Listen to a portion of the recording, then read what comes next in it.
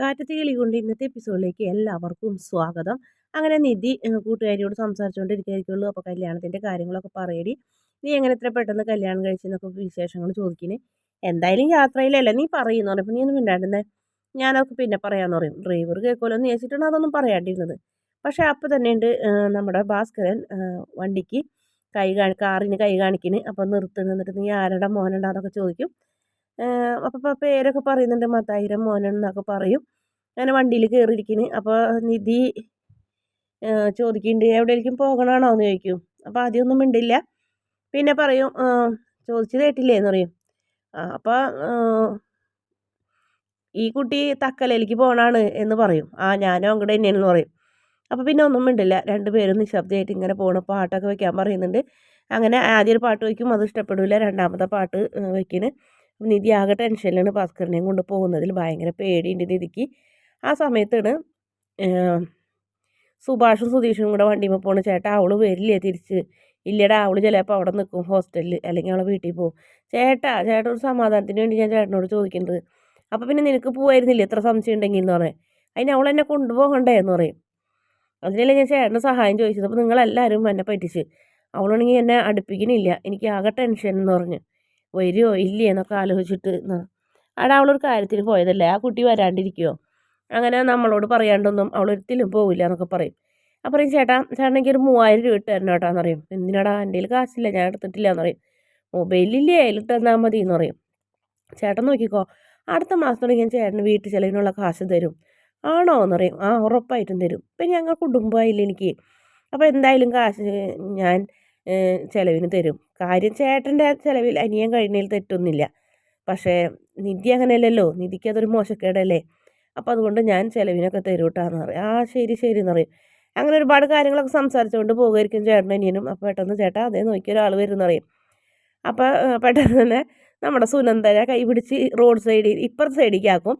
ഇങ്ങോട്ട് നടക്കടേ എന്ന് പറഞ്ഞിട്ട് ഈ അമ്മ എന്തേ കാണിക്കണേന്ന് ചോദിക്കും. അപ്പോൾ സുഭാഷും സുധീഷും കൂടെ വണ്ടി പോയിരുന്നു. നേരെ നോക്കി വണ്ടി ഓടിക്കടാന്ന് പറയും. എന്നാൽ പിന്നെ നിങ്ങൾ വന്ന് ഓടിക്കുമെന്ന് പറയും. എന്നിട്ട് നമ്മുടെ സുനന്ദ ദയനീയമായിട്ട് സുഭാഷിനെ നോക്കുന്നുണ്ട്. സുഭാഷിന് വല്ലാത്ത സങ്കടമാവുന്നുണ്ട്. സുഭാഷും കുറച്ച് നേരം തിരിഞ്ഞു നോക്കും. നമ്മുടെ സുനന്ദ അറ്റം വരെ തിരിഞ്ഞു നോക്കുന്നുണ്ട്. എന്നിട്ട് അവരമ്മ പിടിച്ച് വലിച്ചേക്കിന് കൊണ്ടുപോകുന്നത്. പിന്നീട് വീണ്ടും അച്ഛനെയും നിധിനെയും കാണിക്കണേ പെട്രോൾ പമ്പിൻ്റെ അവിടെ വണ്ടി നിർത്താൻ പറയും. അപ്പോൾ പെട്രോൾ പമ്പിൻ്റെ അവിടെ വണ്ടി നിർത്തുമ്പോൾ നിൻ്റെ വണ്ടിക്ക് പെട്രോൾ അടിക്കണമെന്ന് ചോദിക്കും. വേണ്ട എന്നറിയും. അപ്പോൾ ഞാൻ വിചാരിച്ചു ചേട്ടനെ അടിക്കാനെന്ന് പറയും. ഞാൻ അടിക്കുന്നത് ഇതല്ലടാ എന്ന് പറയും, അത് വേറെ എന്ന് പറയും. എന്നിട്ട് ബാത്റൂമിൽ പോയി നോക്കും. 2 ലേഡീസ് ബാത്റൂം നല്ല വൃത്തിയുണ്ട്. അവർ നിധിയുടെ അടുത്ത് വന്ന് പറയും, മോളെ നല്ല നല്ല ബാത്റൂമാണ്, ബാത്റൂമിൽ പോയിട്ട് വായോ എന്ന് പറയും. വേണ്ട കുഴപ്പമില്ല എന്ന് പറയും. പൊക്ക മോളെ, ഇനി ഇവിടെ നിന്ന് അങ്ങോട്ട് പോകാൻ ബുദ്ധിമുട്ടായിരിക്കും, ഇതിന് നല്ല ബാത്റൂം എന്ന് പറയും. അങ്ങനെ നിധിനെ നിർബന്ധിച്ച് ബാത്റൂമിലേക്ക് പറഞ്ഞയക്കും. എന്നിട്ട് ഡ്രൈവറോട് പറയും, എടാ നീ ആ കടയിൽ കണ്ട, ആ കടയിൽ നല്ല ബിരിയാണി ഉണ്ട്, 3 ബിരിയാണി മേടിച്ചിട്ടുണ്ട്, നിനക്ക് എന്ത് ബിരിയാണിയുണ്ട്? എനിക്കൊരു കുട്ടൻ ബിരിയാണിയും നിധിക്ക് ചിക്കൻ ബിരിയാണിയും പറയും. അപ്പോൾ കുട്ടൻ ബിരിയാണിയോ?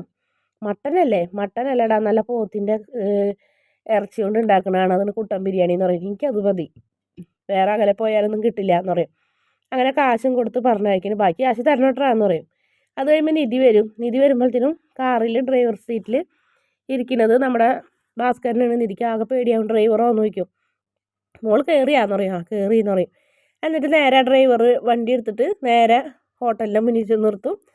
അങ്ങനെ ചേട്ടൻ ഇങ്ങോട്ട് വന്നോന്ന് പറയും. നീ ഇവിടെ നിൽക്കണേ, നിന്നെ കൊണ്ടുകൊണ്ട് പോകാൻ പറ്റുമോ എന്ന് പറയും. എന്നിട്ട് പറയും, ചേട്ടൻ ഇറങ്ങി ഞാൻ ഓടിക്കാന്ന് പറയും. നീ ഇങ്ങോട്ട് കയറടാ, ഞാൻ ഇത്രയും വലിയ വണ്ടി ഓടിച്ചിട്ടേ ഇതൊക്കെ എന്ത് എന്ന് പറയും. അങ്ങനെ ടാങ്കർ ലോറിയൊക്കെ ഓടിക്കുന്ന ആളല്ലേ ഭാസ്കരൻ, അത് പറഞ്ഞാണ്. എന്നിട്ട് കയറിയിരിക്കുന്നുണ്ട്. പിന്നീട് ഓരോന്നൊക്കെ ഇങ്ങനെ സംസാരിച്ചുകൊണ്ടിരിക്കുന്നത്. അപ്പോൾ ഭയങ്കര ടെൻഷനുണ്ട് നിധിക്ക്. ഭാസ്കരൻ വണ്ടി ഓടിക്കുന്നതിലൊക്കെ വണ്ടി ഡ്രൈവർ ഓടിച്ചോളൂലേ എന്ന് പറയും. ആരാണോ വണ്ടി ഓടിക്കുന്നത് അവരാണ് ഡ്രൈവർ എന്ന് പറയും. പിന്നെ ഒന്നും മിണ്ടില്ല. അങ്ങനെ അത് കഴിഞ്ഞ് ഒരു വഴിയിൽ നിർത്തും, ഒരു റോഡ് സൈഡിൽ നിർത്തും. എന്നിട്ട് ഡ്രൈവറോട് ഇറങ്ങാൻ പറയും. ബിരിയാണി എടുക്കും. എന്നിട്ട് ഡിക്കിയൊക്കെ തുറക്കണ്ടോ, നിധിക്കുള്ളൊരു ബിരിയാണി കൊടുക്കും. വേണ്ട കുഴപ്പമില്ല എന്ന് പറയുമ്പോൾ, കഴിക്കുമോളെ, ഇനി ഇവിടെ നിന്ന് അങ്ങോട്ട് സൗകര്യമൊന്നും ഉണ്ടാവില്ല, അവിടെ പോയാലും കഴിക്കാനൊന്നും പറ്റില്ല, മോള് കഴിക്കുമെന്ന് പറയും. എന്നിട്ട് ഒരു ബിരിയാണി കണ്ടെയ്നറോട് കൂടി നമ്മുടെ നിധിക്കും കൊടുക്കും. അപ്പുറത്ത് നിന്ന് കഴിഞ്ഞിട്ട് ഡ്രൈവറും അതുപോലെ തന്നെ ഭാസ്കരനും കഴിക്കും. പിന്നീട് ഭാസ്കരൻ കിടന്ന് ഉറങ്ങണ്, ഡ്രൈവറാണ് വണ്ടി ഓടിക്കുന്നത്. പിന്നെ കോളേജിലെത്തും. അപ്പോൾ ഇത്തിരി ബ്രേക്ക് പിടിക്കുമോ, നീ കൊല്ലുവാടാ, ഇന്ന് കോളേജ് എത്തിയെന്ന് പറയും. കോളേജ് എത്തിയോ, ഇതിന് മോളെ നീ പഠിക്കുന്ന കോളേജ് പഠിച്ചിരുന്നേന്ന് ചോദിക്കും. അതേന്ന് പറയും. എന്നിട്ട് പഠിച്ചത് എന്താണെന്നൊക്കെ ചോദിക്കും. ഡ്രൈവറോട് ചോദിക്കും, നിനക്ക് മനസ്സിലായടാ? ഇല്ല. അത് നിനക്ക് ആദ്യം ബ്രേക്ക് പിടിക്കാൻ അറിയില്ല എന്നിട്ടല്ലേ എന്ന് പറയും. എന്നിട്ട് ഇതിവിടെ പറയും, മോള് പോയിട്ട് വാ, എന്തെങ്കിലും ആവശ്യം ഉണ്ടെങ്കിൽ വിളിച്ചാൽ മതി എന്ന് പറയും. അപ്പോൾ ആരുണ്ട് ഇതെന്ന് കൂട്ടുകാരി ചോദിക്കുമ്പോൾ അത് പറയണമെന്നില്ല കേട്ടോ നിധി. എന്നിട്ട് നേരെ സ്റ്റാഫ് റൂമിലേക്ക് പോകണം. അപ്പോൾ വഴിയിൽ വെച്ച് അറ്റൻഡറെ കാണും. അവൻ അറ്റൻഡർ നേരെ ഓഫീസിലേക്ക് കൊണ്ടുപോകും. അപ്പോൾ 2 മാഷന്മാരും ഉണ്ടാവും. പ്രിൻസിപ്പാൾ ഇവിടെ ഇല്ല. അപ്പോൾ നീ ഇത്ര പെട്ടെന്ന് തന്നെ സർട്ടിഫിക്കറ്റൊക്കെ മിസ്സായെന്ന് ചോദിക്കും. റീ അപ്ലൈക്ക് വന്നാണെന്ന് പറഞ്ഞപ്പോൾ, എന്താ പറ്റിയത് നിനക്ക്, കുട്ടി എന്തിനാ എത്ര പെട്ടെന്ന് കല്യാണം കഴിച്ചത്, എന്തെല്ലാം പ്രതീക്ഷകളൊക്കെ ആയിരുന്നു എന്നൊക്കെ ചോദിച്ചാൽ അവർ 1-2 പേര് പരിഹസിക്കുന്നുണ്ട്. ടീച്ചർ കാര്യമായിട്ടൊന്നും പറയില്ല. അതിന് ശേഷം പോയി അപ്ലൈ ചെയ്യാൻ പറയും. അങ്ങനെ അപ്ലൈ ചെയ്യാൻ വേണ്ടി കുറച്ച് നേരം വെയിറ്റ് ചെയ്യാൻ പറയും പ്രിൻസിപ്പാൾ വരുന്നവരെയും. അങ്ങനെ വെയിറ്റ് ചെയ്യാൻ പോകണമാണ് നിധി. അപ്പോഴത്തേനും അയാൾ അറ്റൻഡർ നേരെ നമ്മുടെ നിധിയുടെ സഹോദരനെ വിളിക്കിന്. നിധി ഇങ്ങോട്ട് വന്നിട്ടുണ്ട്, സർട്ടിഫിക്കറ്റിന് റീ അപ്ലൈ ചെയ്യാമെന്ന് പറയും. പിന്നീട് അവർ വരുന്നു, സഹോദരൻ വരും. പിന്നെ ഭയങ്കര സംഘടനയാണ് അവിടെ കാണിക്കുന്നത്. നിധിയുടെ കയ്യിൽ നിന്ന് പേപ്പറൊക്കെ മേടിച്ച് വലിച്ച് കീറുന്നുണ്ട്. അങ്ങനെ ഞങ്ങളെല്ലാവരെയും കഷ്ടത്തിലാക്കിയിട്ട് ചതിച്ചിട്ട് നീ അങ്ങനെ ഇനി ഒന്നും നേടണ്ട എന്ന് പറഞ്ഞ് ആ പേപ്പറും കീറിക്കളയും. ഭാസ്കരൻ അതൊക്കെ കണ്ട് കയ്യും കെട്ടി നിൽക്കുകയാണ്. അതിനുശേഷം ഭാസ്കരൻ എന്തോ ഉപദ്രവിക്കാൻ നോക്കിയിട്ടുണ്ട്. കാരണം ഭാസ്കരനെ കുത്താനാണ് പോണത്. കുത്തുന്ന ഭാഗമാണ് കാണിക്കുന്നത്. നിധി ഇങ്ങനെ തലയ്ക്ക് കൈ വെച്ച് ഇങ്ങനെ കരഞ്ഞുകൊണ്ടിരിക്കുന്നുണ്ട്. പിന്നീട് കാണിക്കുന്നത് വീട്ടിൽ നിധി വരാണ്ട് വല്ലാത്ത ടെൻഷനിലാണ്. പേടിയാവുന്നുണ്ട്. അവൾ പോയപ്പോൾ തുടങ്ങി തിരിച്ചു വരുമോ എന്നുള്ളൊരു പേടിയെന്ന് പറഞ്ഞപ്പോൾ പറ്റിച്ച് കൊണ്ടുവന്നതല്ലേ, ഇട്ടിട്ട് പോകുമെന്ന് വിചാരിച്ചിട്ടാവും എന്ന് പറഞ്ഞ് ഹരീഷും കളിയാക്കുന്നൊരു ഭാഗമാണ് കാണിക്കുന്നത്. വീഡിയോ ഇഷ്ടപ്പെട്ടാൽ ചാനലൊന്ന് സബ്സ്ക്രൈബ് ചെയ്ത് സപ്പോർട്ട് ചെയ്യണേ.